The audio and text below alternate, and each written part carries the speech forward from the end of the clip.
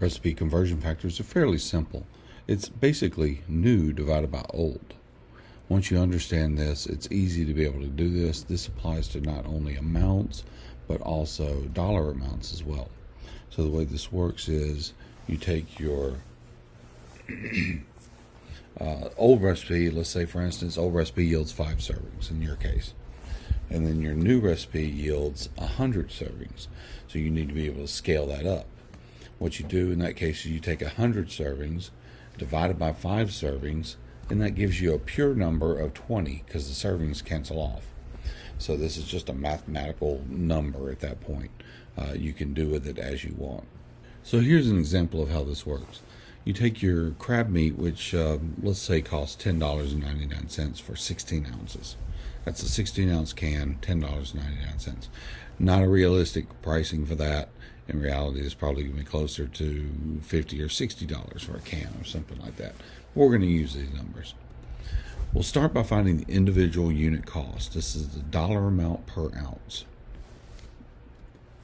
We take our $10.99 divided by 16 ounces, and that gives us 0.686875. This is the benefit of doing this in a spreadsheet because you don't have to keep track of trailing numbers. A spreadsheet does it for you automatically. But this is your price per ounce. So that's a really important number to know. And I'll show you how this is going to work on a spreadsheet here in a minute. The original recipe calls for 3 ounces of crab meat in the recipe. So we multiply that times our recipe conversion factor of 20 that we got earlier. And that tells us we need 60 ounces of total crab meat in the recipe to feed 100 people. We multiply our cost per unit, which is 686875, times our 60 ounces, and that gives us $41.2125 or $41.22. For the new crab in the recipe. You notice I always round up when dealing with money. Money is one of those exceptions where if I'm costing something, I'm going to go ahead and round up. If I'm using a spreadsheet, I'm going to let the spreadsheet do the hard labor, and I'll round up at the very end. So I don't mess with it at that point. But when dealing with money, it's always best to round up. Just like you go to the grocery store, they're going to charge you a few extra little pennies or something, and you might throw in a dime instead. It's easier to do that than it is to round down in money. And then this all assumes that a yield of 100%. That means that you're going to use every bit of it. There's no trim waste. Nothing's being thrown away other than the can, but that's normal waste. That's packaging. That's different. If it was something that needs to be trimmed, like an onion, then you're going to use the yield percentage for that, which you can find online just by Googling what is the yield percentage of an onion, and it'll tell you. Or you can use something called the Book of Yields, which I will send you a link for that as well. If you want to, you can look at that, but it's not necessary. Pricing, use common pricing. You can go online and find common pricing. Simply look at the shop section of Google, and you can get a pretty good idea of common pricing for that. But that's basically how that works. And I'll show you how to do it on a spreadsheet. So here's what it looks like on a spreadsheet. If you go up here, you can add in the date, the recipe name, the concept, submitted by cuisine category, all that kind of stuff. That's extra. This is what you want, number of portions. In this case, you want to put in 100. Serving size is going to be roughly, let's say, for instance, 8 ounces. I don't know what your recipe calls for, but this is what you'd put in for your recipe. Portion selling price, you can kind of guesstimate based on your cost. I wait till the end to do this. The reason for this is I can take my cost of the item and I can apply a generic food costing to it, food cost percent of maybe like 30%, or if it's an appetizer, maybe I want to run 20% on that, and I'll apply that to you, and I'll show that how that works in a minute. And then everything else calculates for you. So in this case, crab, I'll call it she crab. Quantity. Now this is where I'm going to use my new quantity from my converted recipe. the times 20 in your case. So I'm just going to throw it out there. I don't know what your numbers are, but let's say, for instance, the original quantity was 3 ounces. The new quantity is 60 ounces. Remember, you're dealing with a spreadsheet, so numbers have to be in its own column. Words are in a separate column. Don't try and write 60 ounces in the same thing. It's not going to work. Um, excuse me.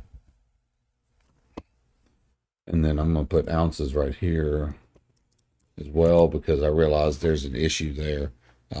For some reason, I got to fix that spreadsheet. But for now, just use ounces right there. It'd be fine. You can even delete that. It doesn't matter. You can put them all right here. It'll translate it over to here for you. So this is what I was talking about when you drill down to get your costing on it. I take the price of the container itself or the price of the product itself and divide it by the number of ounces in that product.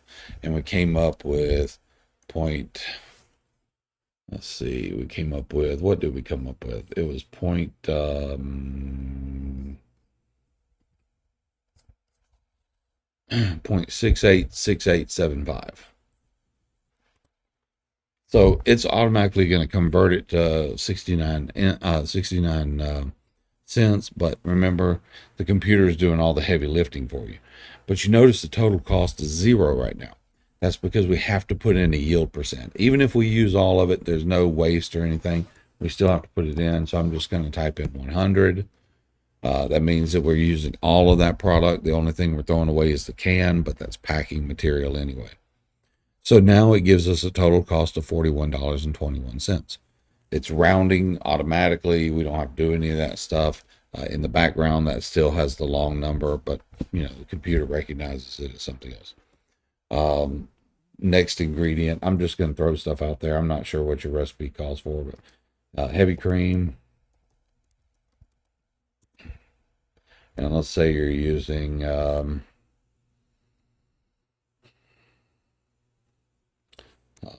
500 fluid ounces.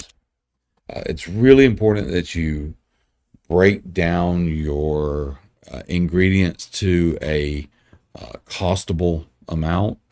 I can get the cost of a quart of heavy cream, but unless I'm putting in my cost as in quarts, then I have to make sure my units are in quarts, if that makes sense to you.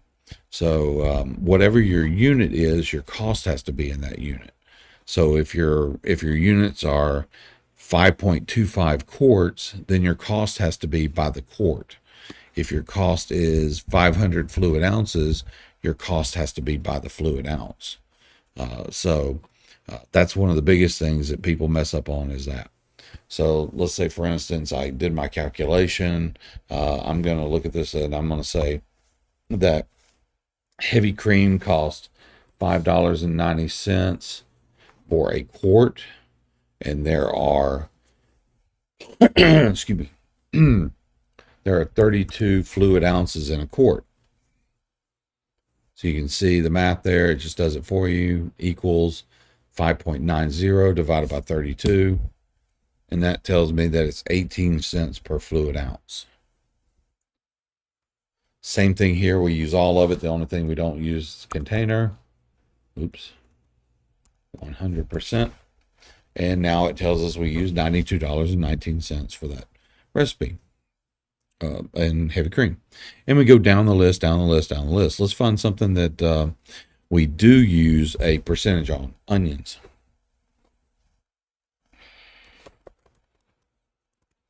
And let's say, for instance, I'm going to use 5 large. I'm just using this as a different example. I like to keep mine in things like ounces, fluid ounces, small unit measures, but this will work for right now. This is fine as an example. And I Google search, I found out how much an onion is. It's $1.50 per onion. Roughly, I don't know. I'm just making that up. Now, this is where I would Google search and say, "Oh, almighty Google Box, please tell me about this item." And I could typically find something like that pretty easily. So let's see, I'm going to look under shopping. Just going to change it to shopping, and I'm going to say yellow onion.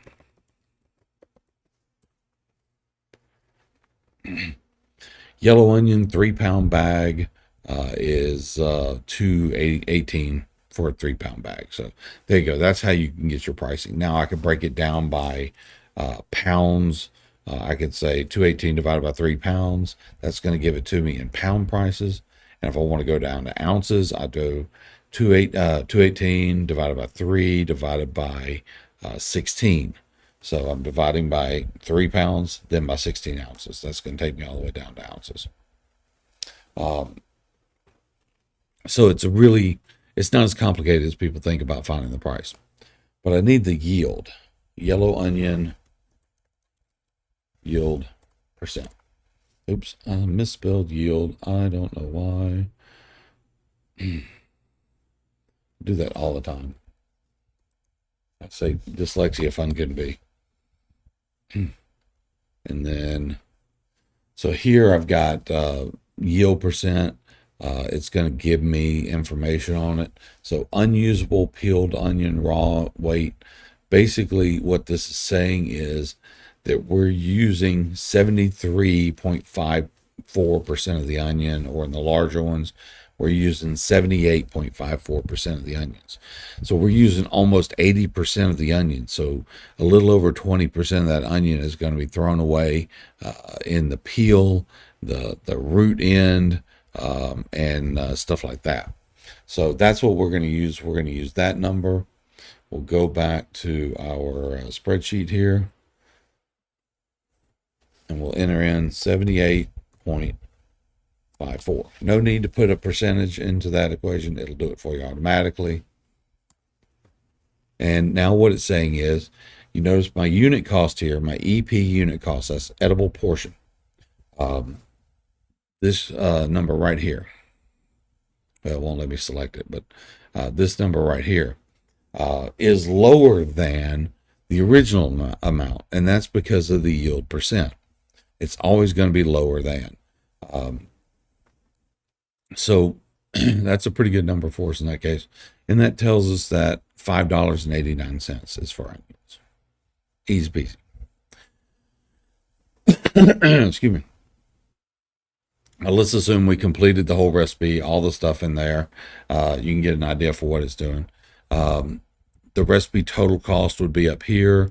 This is the cost per portion. It's basically taking the recipe total cost and dividing by 100. And then let's say, for instance, I want to figure out what the sell price is on that. I can say 139.29.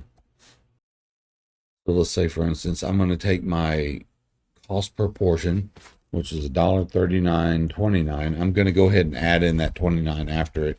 It's not necessary. You can just say $1.39, but I'm just moving the decimal place 2 places over in the cost per recipe because it's divided by 100. But you can just keep it for this number right here. It'll be perfectly fine.